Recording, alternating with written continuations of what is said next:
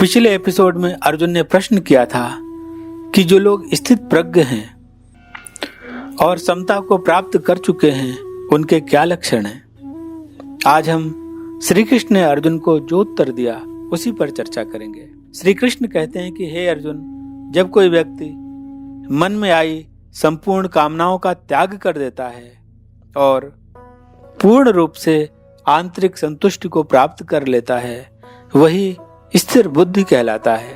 दुखों की प्राप्ति होने पर जिसका मन विचलित नहीं होता और सुखों की प्राप्ति होने पर ऐसी स्पृहा नहीं होती कि ऐसा ही निरंतर बना रहे, अर्थात अनुकूलता या प्रतिकूलता का उसके अंतःकरण में कोई प्रभाव नहीं पड़ता।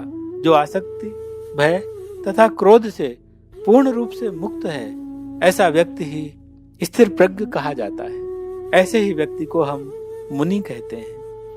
जो सब स्थानों पर आसक्ति रहित है और शुभ के प्राप्त होने पर न प्रसन्न होता है और न अशुभ के प्राप्त होने पर उससे घृणा करता है, ऐसा व्यक्ति ही स्थिर प्रज्ञ कहलाता है। जिस प्रकार कछुआ अपने अंगों को सब ओर से समेट लेता है, उसी प्रकार जब कोई व्यक्ति इंद्रियों के विषयों से इंद्रियों को सब प्रकार से हटा लेता है, तब उस व्यक्ति को स्थिर प्रज्ञ कहते हैं। सामान्यतः इंद्रियों को विषयों से हटाने वाले मनुष्य के विषय तो निवृत्त हो जाते हैं, पर उन विषयों से उसका रस निवृत्त नहीं होता है। और यदि विषयों में रस बुद्धि बनी रहे, विद्वान से विद्वान मनुष्य की इंद्रियां भी उसके मन को बलपूर्वक हर लेती हैं। जबकि स्थिर प्रज्ञ व्यक्ति को परमात्म तत्व के अनुभव के कारण उसका विषयों से रस भी निवृत्त हो जाता है और इंद्रियां उसके मन पर रंच मात्र भी शोभ उत्पन्न नहीं कर पाती। और इस प्रकार ईश्वर पर मन को केंद्रित करके, क्योंकि उसके लिए संपूर्ण जगत प्रभुमय ही है, वह अपनी संपूर्ण इंद्रियों को वश में कर लेता है। साधारणतः मनुष्य तो विषयों के चिंतन में ही लगा रहता है और इस प्रकार उसकी उन विषयों में आसक्ति उत्पन्न हो जाती है और आसक्ति से कामना उत्पन्न हो जाती है, और यदि कामना की पूर्ति में बाधा लगे तो क्रोध उत्पन्न हो जाता है और वही कामना क्रोध के योग से ऑब्सेशन की स्थिति तक पहुंच जाती है और सम्मोहन की स्थिति पैदा हो जाती है। ऐसे में भले बुरे, अपने पराये आदि की भी स्मृति नहीं रहती और स्मृति भ्रष्ट होने पर विवेक का नाश हो जाता है और विवेक का नाश होते ही मनुष्य दिखने पर तो मनुष्य लगता है, पर वह पशु तुल्य हो जाता है और इस प्रकार उसका अपनी स्थिति से जिस देह को प्राप्त करके पैदा हुआ है उसका पतन हो जाता है। परंतु वही जिसकी धी अर्थात बुद्धि स्थिर है और वह अपने अंतःकरण को वश में करता हुआ राग द्वेष से रहित होकर अपने वश में हुई इंद्रियों द्वारा जब विषयों का सेवन करता है तो उसका अंतःकरण निर्मल हो जाता है और ऐसी निर्मलता को प्राप्त करने वाले मनुष्य के संपूर्ण दुखों का नाश हो जाता है और ऐसे शुद्ध चित्त वाले मनुष्य की बुद्धि निसंदेह बहुत शीघ्र ईश्वर पर स्थिर हो जाती है। लेकिन जिसके मन और इंद्रियां संयमित नहीं हैं, ऐसे मनुष्य की बुद्धि स्थिर नहीं होती और उस मनुष्य में निष्काम भावना से कर्म का भाव उत्पन्न नहीं हो पाता और यदि कर्म निष्काम न हो तो शांति नहीं प्राप्त हो सकती और यदि शांति न रहे तो सुख कैसे मिल सकता है, क्योंकि इस प्रकार के व्यक्ति को विषयों में विचरती इंद्रियां उसके मन को अपने नियंत्रण में ले लेती हैं। वह मन उस मनुष्य की बुद्धि को उसी प्रकार हर लेता है जिस प्रकार जल में तैरती नौका का हरण वायु कर लेता है। इसलिए हे अर्जुन, जिस मनुष्य की इंद्रियां इंद्रियों के विषयों से पूर्ण रूप से बस में की जा चुकी हैं, उसी की बुद्धि स्थिर है।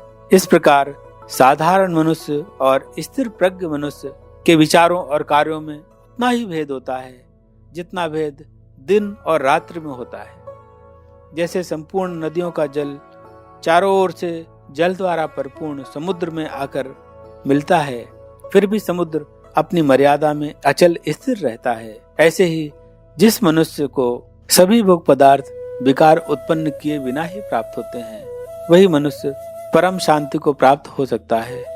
वह नहीं जो भोगों की कामना रखता है।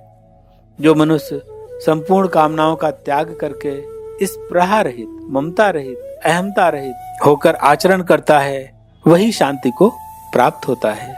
हे अर्जुन, इसी स्थिति को ब्राह्मी स्थिति कहते हैं। इसको प्राप्त कर लेने के बाद कोई मोहित नहीं होता। ऐसी स्थिति में कोई मनुष्य यदि जीवन के अंत काल में भी पहुंच जाए तो वह निर्वाण अर्थात ब्रह्म को प्राप्त कर लेता है। यदि स्थिर प्रज्ञ व्यक्ति का जीवन कैसा होता है और भी सरलता से समझना है तो बचपन में मैंने एक कविता पढ़ी थी जो श्री द्वारिका प्रसाद माहेश्वरी जी की रचित थी।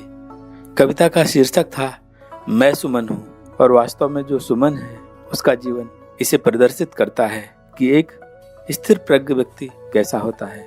आइए इस कविता का श्रवण करते हैं। व्योम के नीचे खुला आवास मेरा, ग्रीष्म वर्षा शीत का अभ्यास मेरा, खेलता हूँ मार मारुत की निरंतर, खेलता यूं जिंदगी का खेल हंसकर, शूल का दिन रात मेरा साथ, किंतु प्रसन्न मन हूँ मैं सुमन हूँ, तोड़ने को जिस किसी का हाथ बढ़ता, मैं भी हंस उसके गले का हार बनता, राह पर बिछना कि चढ़ना देवता पर, बात है मेरे लिए दोनों बराबर, मैं लुटाने को हृदय में भरे स्नेहिल सुरभिकन हूँ मैं सुमन हूँ, रूप का श्रृंगार यदि मैंने किया है, साथ शव का भी हमेशा ही दिया है, खिल उठा हूँ यदि सुनहरी प्रात में मैं, मुस्कुराया हूँ अंधेरी रात में मैं, मानता सौंदर्य को जीवन कला का संतुलन हूँ मैं सुमन हूँ। इस प्रकार